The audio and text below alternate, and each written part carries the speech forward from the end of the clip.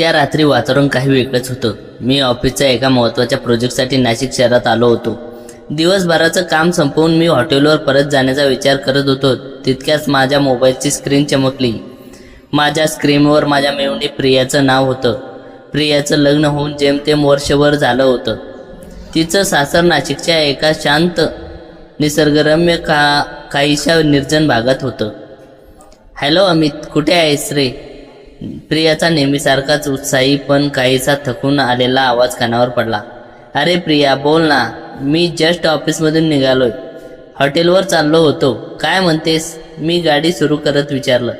अरे हॉटेलवर का जातोस? रोहित 2 दिवसासाठी ऑफिसच्या कामाने मुंबईला गेलाय. मी घरी एकटीच आहे आणि खूप कंटाळा आलाय. तू इतक्या जवळ आलायस तर घरी ये ना जेवायला. मी छान बेत केलाय, एकत्र गप्पा मारू, तिने अगदी हक्काने आणि आग्रहाने सांगितलं. तिचा नवरा रोहित हा माझा साडू खूप चांगला माणूस होता. आधी तर मी विचार केला की रात्रीच्या वेळी कोणाच्या तरी घरी जाणं योग्य होईल का, पण प्रियाने इतक्या आपुलकीने बोलवल्यावर नकार देणं काही जमलं नाही. बरं ठीक आहे, येतो मी पाऊण तासात, असं म्हणून मी फोन ठेवला आणि गाडी तिच्या घराच्या दिशेने वळवली. जेव्हा मी तिच्या सोसायटीच्या आवारात पोचलो तेव्हा अचानक बाहेरचं हवामान बदलू लागलं होतं. आभाळ इतकं गच्च भरून आलं होतं की रात्रीचे 8 वाजले असून मध्यरात्र झाल्यासारखा भास होत होता. गार सुसाट्याचा वारा सुटला होता आणि रस्त्याच्या कडेला झाडं जोरजोरात फडफडू लागली होती. नाशिकमधील पावसाचा काही भरोसा नसतो हेच खरं. मी घाई गर्दीने गाडी पार्क केली आणि लिफ्ट पकडून तिच्या फ्लॅटच्या दारापाशी आलो. दारावरची बेल वाजवल्यानंतर 2 सेकंदात दार उघडलं गेलं. समोर प्रिया उभी होती. तिने हलक्या जांभळ्या एक साधा घरगुती कुर्ता प्लाझो घातला होता. तिचे केस मागे हलकेच बांधलेले होते, पण काही बटा तिच्या गालावर रेंगाळत होत्या. ती नेहमी खूप सुसंस्कृत आणि सुंदर दिसायची, पण आज घरातल्या शांत प्रकाशात तिचा साधेपणा अधिकच उठून दिसत होता. अरे वा अमित, ये बरं झालं आलास बाबा. तू वेळेत आलास. बाहेर तर बघ भयानक वादळ सुटलंय. प्रियाने सुटकेचा श्वास टाकत हसून माझं स्वागत केलं. हो ना प्रिया, नशीब पाऊस सुरू व्हायचा आधी पोचलो. बाहेर अक्षरशः धूमचक्री सुरू झालेली असं दिसतंय. मी सोफ्यावर माझं जॅकेट ठेवत म्हणालो. तो हात पाय धुवून फ्रेश हो, तोपर्यंत मी पाणी आणते, असं म्हणून ती किचनमध्ये गेली. मी फ्रेश होऊन हॉलमध्ये आलो. घर खूपच छान सजलेलं होतं. खिडकीतून बाहेर बघितलं तर विजांचा कडकडाट सुरू झाला होता. वारा इतका जोरात होता की खिडक्यांच्या काचा थरथरत होत्या. प्रिया पाण्याचा ग्लास घेऊन आली आणि माझ्या समोर सोफ्यावर बसले. रोहित कधी गेला? मी सहज विचारलं. तो आज सकाळीच निघाला. खरं तर मला एकटीला राहायची सवय नाही, पण त्याचं जाणं खूप गरजेचं होतं. त्यात नाशिकमधलं असं हवामान झालं की माझी धडधड वाढते. मी खिडकीकडे पाहत म्हणाली. तिच्या चेहऱ्यावर एक अनामिक भीती स्पष्ट जाणवली. आम्ही नुकत्याच जुन्या आठवणीबद्दल गप्पा मारायला सुरुवात केली होती. तिचं लग्न कसं झालं, लग्नात ती काही गमतीशीर किस्से यावर आम्ही हसत होतो. वातावरण खूप हलकं फुलकं झालं होतं, पण तेवढ्यात एकाएकी एक प्रचंड मोठी वीज कडाडली. तो आवाज इतका भयानक होता की संपूर्ण घर हादरल्यासारखं वाटलं आणि त्याच सेकंदाला धाडकन आवाज होऊन संपूर्ण भागात वीज पुरवठा खंडित झाला. पूर्ण परिसर गडद काळोख्या अंधारात बुडून गेला. त्या अंधारात मला फक्त खिडकीबाहेर चमकणाऱ्या विजांचा प्रकाश क्षणभर दिसत होता, पण त्याहून अधिक मला काही जाणवली ती प्रियाची अस्वस्थता. वीज जाताच तिच्या तोंडातून एक किंचाळी निघाली. बापरे अमित. आणि पुढच्या क्षणी अंधाराचा अंदाज घेत ती थेट सोफ्यावर येऊन माझ्या बाजूला बसली. तिने घाबरून माझा डावा हात आपल्या दोन्ही हातात घट्ट पकडला. तिचा हात प्रचंड थरथरत होता. तिचा श्वास इतका वेगवान झाला होता की तिच्या छातीची हालचाल मला जाणवत होती. ती थरथरत्या आवाजात म्हणाली, अमित प्लीज कुठे जाऊ नकोस. मला अंधाराची खूप भीती वाटते. लहानपणापासूनच भीती आहे माझी. रोहितला हे माहीत आहे, म्हणून तो मला कधीच असं एकटं सोडून जात नाही. तिच्या आवाजातील तो निरागसपणा आणि खरोखरी भीती पाहून माझ्या मनात तिच्याबद्दल कमालीची सहानुभूती दाटून आली. मी माझा दुसरा हात तिच्या हातावर ठेवला. तिचा हात खूप कोमल आणि मऊ होता, पण भीतीमुळे बर्फासारखा गार पडला होता. प्रिया शांत हो, लांब श्वास घे. मी इथे आहे. घाबरण्यासारखं काहीच नाहीये. केवळ वीज गेली आहे. येईल थोड्या वेळात, मी अत्यंत शांत आणि धीर देणाऱ्या आवाजात म्हणालो. नाही अमित, हा इकडला पाऊस आहे. एकदा अशी वीज गेली की ती लवकर येत नाही. आणि बाहेरचा तो आवाज बघ ना कसा येतोय. ती अधिकच माझ्याजवळ सरकली. अंधाऱ्यामुळे मला तिचा चेहरा नीट दिसत नव्हता, पण तिची जवळीक, तिच्या शरीराची ऊब आणि तिच्या श्वासांचा वेग मला अगदी जवळ जाणवत होता. एका मेवणीच्या नात्यापलीकडे जाऊन त्या क्षणी मला तिच्यातील एका हळव्या घाबरलेल्या स्त्रीचं दर्शन झालं होतं, जिने संरक्षणासाठी माझा हाताचा आसरा घेतला होता. ठीक आहे, तू इथे बस, मी माझ्या मोबाईलचा फ्लॅश चालू करतो. घरात मेणबत्ती किंवा टॉर्च कुठे आहे का? मी विचारलं. हो, किचनच्या वरच्या कप्प्यात एक मेणबत्तीचा बॉक्स आहे. पण प्लीज तू उठू नकोस, मला एकटं सोडू नकोस. तिने माझा हात आणखीन घट्ट आवळला, जणू मी उठलो तर ती पुन्हा अंधारात हरवून जाईल.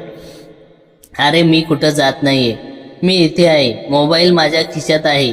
असं म्हणून मी डाव्या हाताने खिशातून मोबाईल काढला आणि त्याचा फ्लॅशलाईट सुरू केला. तो पांढरा प्रकाश खोलीत पसरताच प्रियाने सुटकेचा श्वास घेतला, पण तरीही तिने माझा हात सोडला नव्हता. तिच्या डोळ्यात पाण्याने हलके थेंब चमकत होते. त्या प्रकाशात आमची नजर एकमेकांना भिडली. आम्ही दोघेही एक क्षण शांतता पसरली. एक अशी शांतता ज्यामध्ये शब्दापेक्षा भावना जास्त बोलत होत्या. मेणबत्ती, मंद प्रकाश आणि सुखद संवाद. चल प्रिया, आपण आधी मेणबत्ती घेऊन येऊ. मोबाईल बॅटरी जास्त वेळ टिकणार नाही. मी हळूच तिला म्हणालो. हो, पण तू माझ्यासोबत चल, मला एकटीला भीती वाटेल, ती लहान मुलासारखा हट्ट करत म्हणाली. आम्ही दोघे एकत्र किचनच्या दिशेने निघालो. तिचा हात अजूनही माझ्या हातात होता. किचनमध्ये जाऊन तिने वरच्या कप्प्यातून मेणबत्तीचा बॉक्स आणि काडीपेटी काढली. मी डायनिंग टेबलवर 2 मेणबत्त्या पेटवल्या. मोबाईलच्या तो कृत्रिम पांढरा प्रकाश बंद झाला आणि संपूर्ण हॉल मेणबत्त्याच्या मंद, पिवळसर आणि उबदार प्रकाशात न्हाऊन निघाला. त्या पिवळ्या प्रकाशात घरातलं वातावरण एकदम शांत, गूढ वाटू लागलं होतं. थँक्यू अमित, तू आज खरंच वेळेत आलास, नाहीतर या अंधारात एकटी राहून मी वेडी झाली असते. प्रिया डायनिंग टेबलच्या खुर्चीवर बसत म्हणाली. मेणबत्तीचा तो मंद प्रकाश तिच्या चेहऱ्यावर पडला होता. तिच्या गालावर रेंगाळणाऱ्या केसांच्या बटा आणि तिच्या डोळ्यातील ती चमक प्रकाशात कमालीची सुंदर दिसत होती. मी तिच्या समोरच्या खुर्चीवर बसलो. वेडी आहेस का? थँक्यू काय त्यात, आपण कुटुंब आहोत आणि नात्याला आधी आपण खूप चांगले मित्र आहोत, मी हसून म्हणालो. तिने जेवण वाढायला सुरुवात केली. तिने मटर पनीरची भाजी, गरम पोळ्या आणि जिरा राईस बनवला होता. जेवणाचा सुगंध संपूर्ण घरात पसरला होता. बाहेर पावसाचा आवाज आणि घरात मेणबत्त्याच्या प्रकाशात चाललेलं जेवण खरोखर खूप छान अनुभव होता. जेवण खूप छान झालंय प्रिया, रोहित खरोखरच नशीबवान आहे, मी जेवणाचा आस्वाद घेत म्हणालो. माझे हे वाक्य ऐकून प्रियाच्या चेहऱ्यावर एक हलकी उदासी आली. तिने हातातला घास खाली ठेवला आणि मेणबत्तीच्या ज्योतीकडे पाहत म्हणाली. नशीबवान? रोहित चांगला आहे. आम्ही तो खूप काळजी घेतो माझी, पण तो कामानिमित्त इतका व्यग्र असतो की मला बऱ्याचदा एकटं राहावं लागतं. घरात एवढी शांतता असते की कधी कधी स्वतःचा श्वासही ऐकू येतो. तिच्या आवाजातील तो एकटेपणा थेट माझ्या हृदयाला भिडला. लग्न होऊन वर्षभर झालेलं एका मुलीला अशा नवीन शहरात जेव्हा तिचा नवरा वेळ देऊ शकत नाही, तेव्हा तिची काय अवस्था होत असेल याची मला जाणीव झाली. मी समजू शकतो प्रिया, सुरुवातीला नवीन शहरात आणि नवीन घरात असं एकटं वाटणं साहजिक आहे, पण रोहितही तुझ्या भविष्यासाठीच कष्ट करतोय ना. मी तिला समजावण्याचा प्रयत्न केला. हो, मला कळतं ते, पण कधी कधी पैशापेक्षा आणि सुखांपेक्षा समोरच्या व्यक्तीची उपस्थिती जास्त महत्त्वाची असते अमित. जसा तू आज इथे आहेस, तुझ्या असण्याने मला जी सुरक्षितता जाणवते ना, ती 4 भिंतीच्या महागड्या वस्तूंमध्ये नाही. तिने थेट माझ्या डोळ्यात पाहत म्हटले. तिचे ते शब्द आणि ती नजर, त्या क्षणी आमच्या दोघांमधील वातावरण अचानक बदललं. त्या शब्दामध्ये एक वेगळीच अर्थता होती, एका भावनिक आकर्षण होतं जे एका मेवण्याच्या नात्याच्या पलीकडे होतं. तिची नजर माझ्या चेहऱ्यावर हटत नव्हती. मेणबत्तीच्या प्रकाशात तिचे होठ थोडे थरथर असल्यासारखे वाटले. माझ्या मनातही एक वेगळीच हलकी धडधड सुरू झाली होती. आम्ही दोघांनीही शांतपणे जेवण संपवलं. जेवण झाल्यावर आम्ही दोघे ताट धुवायला किचनमध्ये गेलो. मी तिला मदत करत होतो. ताट ओट्यावर ठेवताना अचानक माझा हात तिच्या हाताला घासून गेला. तो स्पर्श होताच आमच्या दोघांच्या शरीरात जणू वीज चमकल्यासारखी झाली. प्रियाने पटकन माझ्याकडे पाहिलं. तिचे डोळे विस्फारलेले होते आणि तिचे गाल किंचित गुलाबी झाले होते. तिने तिचा हात मागे घेतला नाही. उलट तिने तिथे स्थिर उभी राहिली. तिने अगदी मंद आवाजात माझं नाव घेतलं. बोल ना प्रिया. माझाही आवाज काहीसा खोल झाला होता. काही नाही, खूप छान वाटतंय आज तुझ्याशी बोलून. मनातलं ओझं हलकं झाल्यासारखं वाटतंय. ती हलकंच हसून आम्ही किचनमधून परत हॉलमध्ये आलो.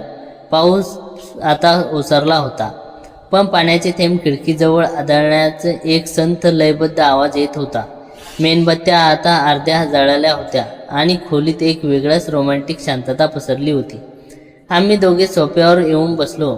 यावेळी आमच्यातले अंतर आधीपेक्षा कमी होतं.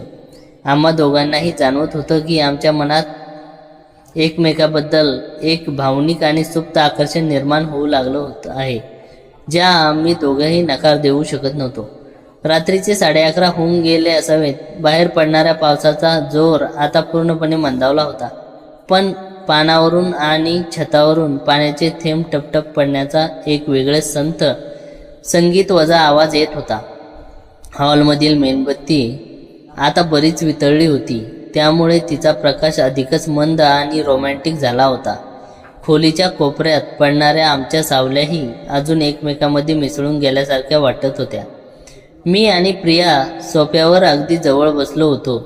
इतक्या जवळ की तिच्या शरीराची ऊब, तिच्या श्वासांची गती स्पष्ट जाणवत होती.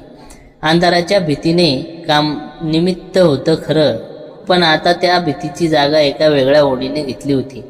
आमच्या दोघांमध्ये एक गोड शांतता पसरली होती.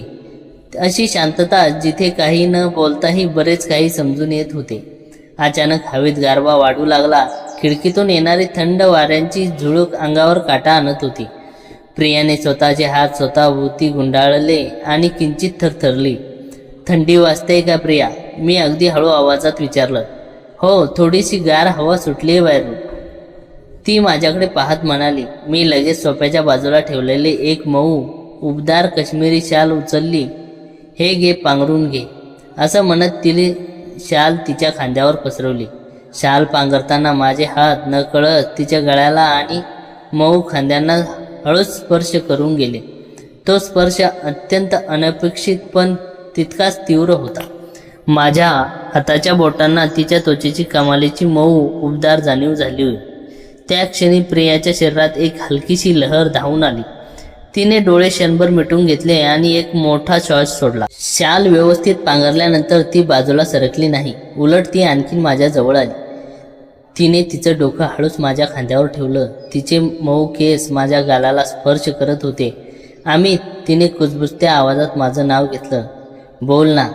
मी माझा हात तिच्या पाठीवर सरकवत विचारलं. मला खूप सुरक्षित वाटतंय रे तुझ्या शेजारी. मनातली सगळी भीती, सगळा एकटेपणा कुठल्या कुठे पळून गेलाय.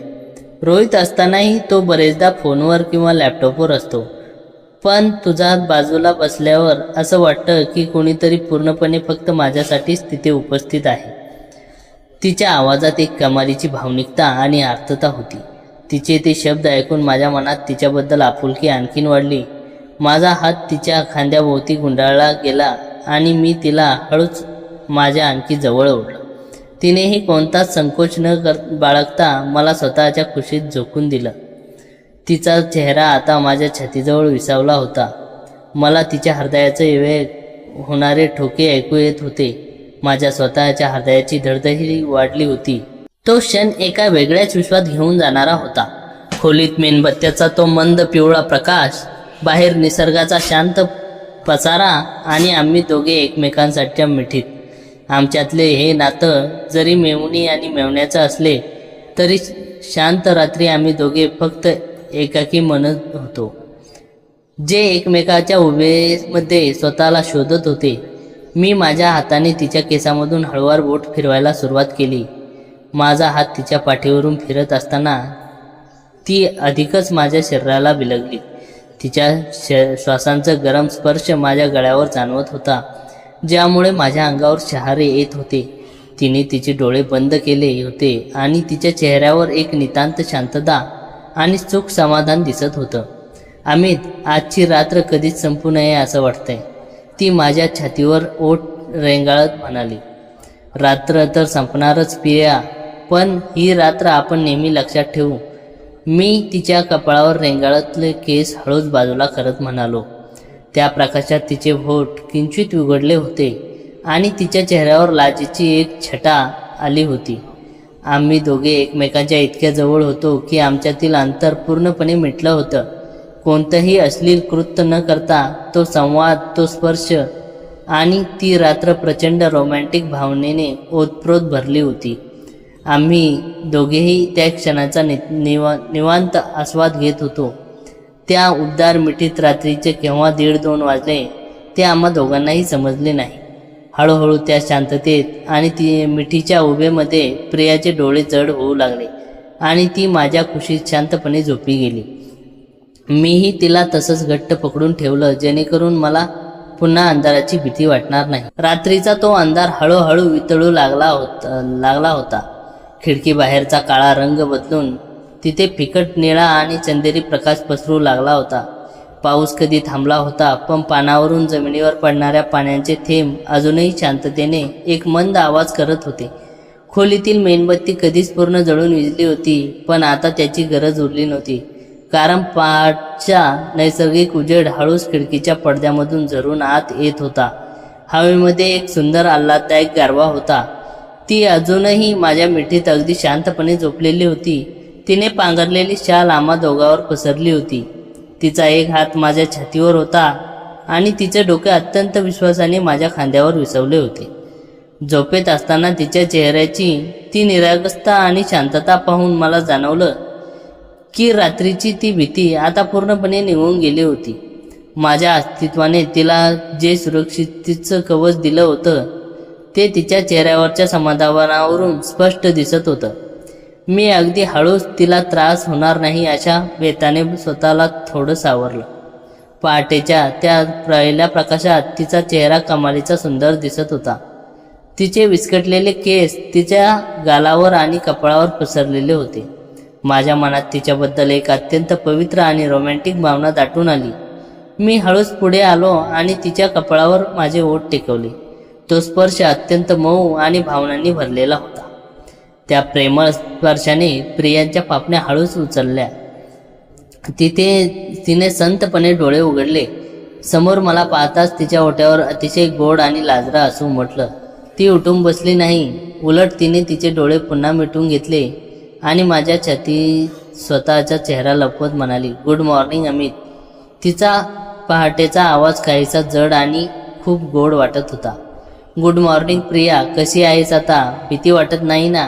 मी तिच्या पाठीवर हात फिरवत हसून विचारलं. ती हळूच सोफ्यावर उठून बसली. तिने तिचे केस व्यवस्थित केले आणि म्हणाली, छे, मुळीच नाही. उलट मला आयुष्यातील सगळ्यात शांत आणि सुरक्षित झोप आज लागली. थँक्यू अमित. जर काल रात्री तू नसतास तर मी काय केलं असतं माहीत नाही. अरे प्रिया, थँक्यू काय म्हणतेस सतत? मी आधीच म्हणालो ना की मी तुझा चांगला मित्र आहे आणि मित्राचं काम असतं संकट समयी धावून येणं. मी तिला धीर देत म्हणालो. तेवढ्यात अचानक हॉलमध्ये टीव्ही चालू झाला आणि किचनमधल्या फ्रीजचा आवाज आला. वीज परत आली होती. रात्रीच्या त्या अंधाराचं साम्राज्य संपून आता सगळीकडे सूर्यप्रकाश पसरला होता. आम्ही दोघेही सोफ्यावरून उठलो. त्या रात्री आमच्यातील भावनिक अंतर पार नाहीसं केलं होतं, पण सकाळी प्रकाश येताच आम्हा दोघांनाही आमच्या जबाबदाऱ्यांची आणि नात्यांची मर्यादेची जाणीव झाली. आमच्या मनात एकमेकाबद्दल कोणताच पश्चाताप नव्हता, उलट एक वेगळाच आदर आणि गोडवा निर्माण झाला होता. तू फ्रेश होऊ नये, तोपर्यंत मी मस्त आपल्या आल्याचा चहा बनवते, प्रिया लाजत किचनच्या दिशेने जात म्हणाली. मी फ्रेश होऊन जेव्हा डायनिंग टेबलवर आलो तेव्हा चहाचा सुगंध हवेत दरवळत होता. खिडकीतून बाहेर बघितलं तर नाशिकची ती पहाड खूपच ताजी आणि प्रसन्न वाटत होती. झाडांचे पानं पावसामुळे स्वच्छ धुतली गेली होती. प्रिया चहाचे 2 कप घेऊन आली आम्ही दोघे शांतपणे चहाचे घोट घेत होतो. रात्रीच्या इतक्या जवळच्या स्पर्शानंतर आता सकाळी समोरासमोर बसताना आमच्यात एक हलकीशी गमतीशीर शांतता होती. आमची नजर एकमेकांना भेटली की लगेच नजर खाली घ्यायची आणि तिच्या गालावर लाजेची लाली पसरायची. अमित, रोहित आज संध्याकाळपर्यंत येईल, प्रिया चहाचा कप हातात धरत म्हणाली. हो, बरं आहे ना, तो आल्यावर तुला एकटं वाटणार नाही, मी म्हणालो. हो, पण कालची ती रात्र, ती मेणबत्ती, तो पाऊस आणि तुझी मिठी, हे माझ्या आयुष्यात कधी विसरू शकणार नाही. ते रात्र माझ्या मनात नेहमी सुंदर आठवण म्हणून राहील. प्रियाने अत्यंत प्रामाणिकपणे तिच्या मनातील भावना माझ्यासमोर मांडल्या. माझ्याही मनात ती रात्र नेहमीच खास राहील प्रिया. आपण आपल्या मर्यादा न ओलांडताही एकमेकांना जे भावनिक सुख आणि आधार दिला तो खूप मोलाचा आहे. मी तिचा हात हातात घेत म्हणालो. यावेळी हात घाबरलेला नव्हता, तर तो विश्वासाने भरलेला होता. चहा संपवून मी निघण्याची तयारी केली. मी माझं जॅकेट घेतलं आणि दारापाशी आलो. प्रिया मला सोडायला दारापर्यंत आली. निरोप घेताना तिने पुन्हा एकदा घट्ट मिठी मारली. यावेळी ती मिठी भीतीपोटी नव्हती, तर कृतज्ञतेची एक आत्मिक प्रेमाची मिठी होती. काळजी घे प्रिया, मी म्हणालो. तू पण अमित, आणि लवकर परत ये, ती दारात उभी राहून हात हलवत म्हणाली. मी लिफ्टने खाली आलो आणि माझ्या गाडीत बसलो. गाडी सुरू केली. नाशिकच्या रस्त्यावरून जाताना माझ्या मनात फक्त आणि फक्त प्रियाचा तो चेहरा आणि रात्री रेंगाळत होती. निसर्गाच्या एका वादळाने आमच्या आयुष्यात एक असं सुंदर रोमॅन्टिक वादळ आणलं होतं, ज्यानं कोणीही ती हानी न करता दोन मनांना नेहमीसाठी एका घट्ट आणि गोड भावनिक धाग्यात बांधून ठेवलं होतं. ती रात्र आमच्या दोघांच्याही आयुष्यातील एक सुंदर रोमॅन्टिक आणि न विसरता येणारी रात्र ठरली. अमित नाशिकच्या दिशेने गाडी चालवत होता खरा, पण त्याचं लक्ष रस्त्यापेक्षा जास्त मागच्या काही तासावर आणि प्रियाच्या त्या हसऱ्या लाजऱ्या चेहऱ्यावर खिळलं होतं. गाडीत चाललेल्या संत संगीताच्या सुरामध्ये त्याला प्रियाच्या श्वासांचा तो वेग आणि तिच्या बांगड्याचा हलका आवाज ऐकू येत आल्यासारखा भास होत होता. तिकडे प्रियाने घर आवरता आवरता डायनिंग टेबलवरील त्या वितळलेल्या मेणबत्त्याकडे पाहिलं. त्या पिवळ्या मेणबत्त्या खुणा अजूनही तिथे होत्या, जणू काही तासापूर्वी तिथे निर्माण झालेल्या एका हळव्या विश्वाची साक्ष देत होत्या. तिने अत्यंत काळजीपूर्वक तो मेणबत्तीचा उरलेला भाग उचलला आणि आपल्या कपाटात एका छोट्या बॉक्समध्ये जपून ठेवला. तिच्या चेहऱ्यावर एक सुप्त धुंद हसू होतं, ज्यामध्ये कालच्या वादळाची भीती नव्हती, तर एका नव्या नात्याची उबदार पाऊलखुण होती. दिवस सरत गेले आणि महिनाभराने पुन्हा एकदा अमितला ऑफिसच्या कामासाठी नाशिकला जावं लागलं. यावेळी रोहितला शहरातच होता. रोहितने अमितला हक्काने घरी जेवायला बोलवलं. अमित जेव्हा दारापाशी पोचला तेव्हा त्याच्या छातीत एक अनामिक दडदड सुरू झाली. त्याने बेल वाजवली. दार रोहितने उघडलं. अरे अमित, ये ये, किती दिवस झाले, चल आत ये. रोहितने मोठ्या उत्साहात त्याचे स्वागत केलं. अमित आत आला. हॉलमध्ये सगळं तसंच होतं. तो सोफा, ती खिडकी. फक्त आज घरात अंधार नव्हता, तर दिव्याचा झगमगाट होता. तितक्यात किचनमधून प्रिया आली. तिच्या अंगावर आज गडद लाल रंगाची साडी होती. तिचे केस मोकळे सोडलेले आणि गळ्यात मंगळसूत्र चमकत होतं. अमितला पाहताच तिची पावले क्षणभर थबकली. तिच्या डोळ्यात ती कालची ओढ आणि लाजाळू चमक परत आली होती. नमस्कार अमितजी, या. तिने रोहित समोर अत्यंत अनौपचारिक त्याचं स्वागत केलं. पण अमितजी म्हणताना तिच्या आवाजातील तो लपलेला कंप फक्त अमितला जाणवत होता. कशी आहेस प्रिया? अमितने तिच्या डोळ्यात पाहत विचारलं. मी छान आहे. नाशिकचा हवामान खूप चांगला आहे, नाही का? तिने त्या रात्रीचं सुप्त संदर्भ देत रोहितचं लक्ष जाणार नाही अशा बेताने हलकं स्मित केलं. जेवणाचा बेत अप्रतिम होता. रोहित सतत अमितची बिझनेस आणि मार्केटबद्दल गप्पा मारत होता, पण अमितचं लक्ष मात्र जेवण वाढणाऱ्या प्रियाच्या हाताकडे होतं. जेवण वाढताना जेव्हा जेव्हा प्रिया अमितच्या जवळ यायची तेव्हा तिच्या साडीचा पदर अमितच्या खांद्याला स्पर्शून जायचा. तो स्पर्श जुनाच होता, पण आज त्याला स्पर्शामध्ये एक वेगळीच तगमग होती.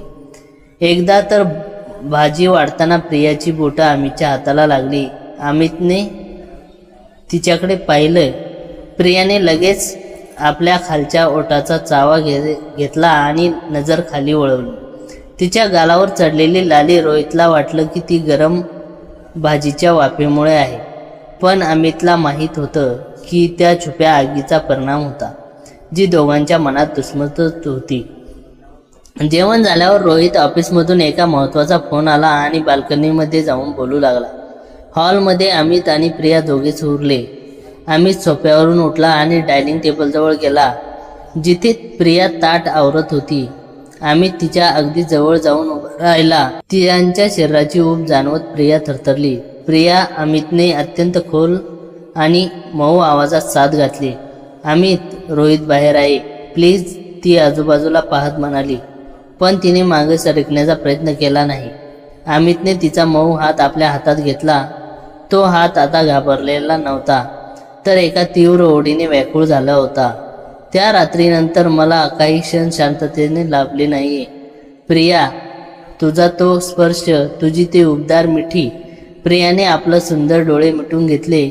तिच्या छातीची धडधड वाढली होती. माझीही तीच अवस्था आहे अमित. सुमित सोबत असताना मला असं वाटायचं की माझा एक भाग त्या रात्री मेणबत्तीच्या प्रकाशात राहून गेलाय. अमितने हळूच आपला दुसरा हात तिच्या नाजूक कमरेवर ठेवला आणि तिला स्वतःकडे ओढलं. प्रियाने कोणताही प्रतिकार केला नाही. तिने अमितच्या छातीवर आपले हात ठेवले. त्या बंद खोलीत बाहेर रोहित असूनही दोघांमधील ते भावनिक आणि शारीरिक आकर्षण पराकोटीला पोचलं होतं. अमितने तिचं तोंड हळूच वर केलं. तिच्या ओठावर एक अनामिक हुरहुर होती. अमितने आपले ओठ तिच्या ओठाच्या अगदी जवळ आणले. दोघांचे गरम श्वास एकमेकांमध्ये मिसळत होते. तितक्यात बाल्कनीच्या दाराचा आवाज झाला. रोहितचा फोन संपला होता. प्रियाने झटक्याने स्वतःला अमितपासून दूर केलं आणि ती घाईघाईने किचनमध्ये निघून गेली. अमितने स्वतःला सावरलं आणि सोफ्यावर येऊन बसला. त्याच्या हृदयाचे ठोके मात्र अजूनही मर्यादेपलीकडे धावत होते. रात्री 10:30 वाजता अमितने निघण्याची तयारी केली. रोहित त्याला दारापर्यंत सोडलं. प्रियाही मागे उभी होती. अमित पुन्हा येत जा रे, प्रियालाही इथं एकटं वाटत असतं. तू आलास की ती छान वाटतं, रोहित अगदी साध्या मनाने म्हणाला. हो नक्की रोहित, अमितने प्रियाकडे पाहत म्हटलं. निरोप घेताना प्रियाने रोहितला नकळत अमितला हातात एक छोटी चिठ्ठी सरकवली. अमितने ती खिशात ठेवली. गाडीत बसल्यावर नाशिकच्या थंड रस्त्यावर जाताना अमितने गाडी कडेला लावली आणि मोबाईलच्या प्रकाशात ती चिठ्ठी उघडली. त्यावर प्रियाच्या सुंदर अक्षरात लिहिलं होतं. ती रात्र फक्त एक सुरुवात होती अमित. आपल्या नाते मर्यादात काही असो, पण माझं मन आता नेहमीच तुझ्या त्या उबदार मिठीचा आसरा शोधत राहील. पुढच्या वादळाची मी वाट पाहीन. चिठ्ठी वाचून अमितच्या ओठावर एक धुंद रोमॅन्टिक हसू उमटलं. नाशिकची ती रात्र संपली होती, पण आता दोन मनामधील भावनिक आणि रोमॅन्टिक वादळ आता कायमचं सुरू झालं होतं, ज्याची परिणिती काय होणार हे फक्त येणारा काळच सांगू शकत होता. अमितने जेव्हा गाडी पुन्हा सुरू केली तेव्हा खिशातली चिठ्ठी त्याच्या छातीला स्पर्श करत होती. त्या कागदावरच्या तुकड्यावर लिहिलेले शब्द केवळ अक्षरे नव्हती, तर एका अशा गुप्त प्रवासाचे आमंत्रण होते ज्यामधून मागे फिरणे अशक्य नव्हते. पण नाशिकच्या त्या वळणावळणाच्या रस्त्यावरून जाताना अमितच्या मनात एक वेगळी शंका डोकावू लागली. रोहित खरोखरच काहीसा संशय आला नसेल का? रोहित हा स्वभावाने शांत असला तरी एक अत्यंत हुशार आणि बारीक लक्ष ठेवणारा माणूस होता. जेवताना त्याचे अमितशी बोलणे सुरू असेल तरी त्यांच्या नजरा प्रियाच्या हाताचा कंप आणि अमितची अस्वस्थता टिपली असणार का, हा विचार अमितला आतून पोखरत होता. काही दिवस निघून गेले. अमित आपल्या मुंबईच्या ऑफिसमध्ये व्यग्र झाला आणि प्रिया नाशिकच्या चार भिंतीत पुन्हा एकदा आपल्या एकटेपणाशी लढू लागली. दोघांमध्ये फोनवर बोलणं होत नव्हतं, कारण कोणताही पुरावा मागे ठेवणं दोघांनाही धोक्याचे वाटत होते. तितक्यात एक दिवस अमितच्या मोबाईलवर एक अनोळखी नंबरवरून मेसेज आला. अमित फोन अनलॉक केला. मेसेजमध्ये कोणतेही नाव नव्हते, फक्त एक फोटो होता. तो फोटो पाहून अमितच्या अंगातून भीतीची थंड लहर धावून गेली. तो फोटो नाशिकच्या डायनिंग टेबलचा होता, जिथे अमित आणि प्रिया उभे होते. फोटो त्या कोणामधून काढला गेला होता जिथून अमितचा हात प्रियाच्या कमरेवर स्पष्ट दिसत होता आणि प्रियाची डोळे मिटलेली होती. फोटोच्या खाली फक्त एकच ओळ लिहिली होती, मर्यादा ओलांडताना मागच्या सावल्यांकडे दुर्लक्ष करणे मागात पडू शकते अमितजी. अमितच्या कपाळावर घामाचे थेंब जमा झाले. हा फोटो कोणी काढला? रोहित त्यावेळी बाल्कनीत फोनवर बोलत होता. मग घरात तिसरे कोण होते का? की रोहितने स्वतः घरात लपवून कॅमेरा लावले होते? अमितने तातडीने प्रेयाशी संपर्क साधण्याचा प्रयत्न केला, पण तिचा फोन बंद येत होता. त्याच्या जीवाला टांगणीला लागला. 2 दिवसानंतर अचानक रोहितचा फोन अमितला आला. रोहितचा आवाज नेहमीसारखा सहज होता, पण त्यात एक अकलनीय जडपणा होता. अमित, या शनिवारी नाशिकला येतोस ना? एक महत्त्वाचे काम आहे, पण आपण तिघे एकत्र बसून काही गोष्टींचा अंतिम निर्णय घेऊया, रोहित म्हणाला. अंतिम निर्णय या शब्दावर रोहितने दिलेला भर अमितच्या डोक्याची घंटा वाटला. पण नकार देण्यात कोणताही मार्ग नव्हता. नकार दिला असता तर संशय अधिक बळकट झाला असता. शनिवारी संध्याकाळी अमित पुन्हा एकदा नाशिकच्या सोसायटीत पोहोचला. आज हवामान अगदी शांत होतं. कोणतेही वादळ नव्हते, पाऊस नव्हता, पण अमितच्या मनात विचाराचे प्रचंड वादळ थैमान घालत होते. त्याने फ्लॅटची बेल वाजवली. दार प्रियाने उघडले, पण तिच्या चेहऱ्यावर तो लाजरटपणा किंवा धुंद हसू नव्हते. तिचा चेहरा पांढरा फटक पडला होता. डोळे सुकलेले होते, जणू तिच्या तासनतास रडली असावी. तिने अमितकडे पाहिले आणि अत्यंत भीतीने डोळ्याने इथून निघून जा असा इशारा केला. अरे अमित, ये, तुझीच वाट पाहत होतो. हॉलमधून रोहितचा खंबीर आवाज आला.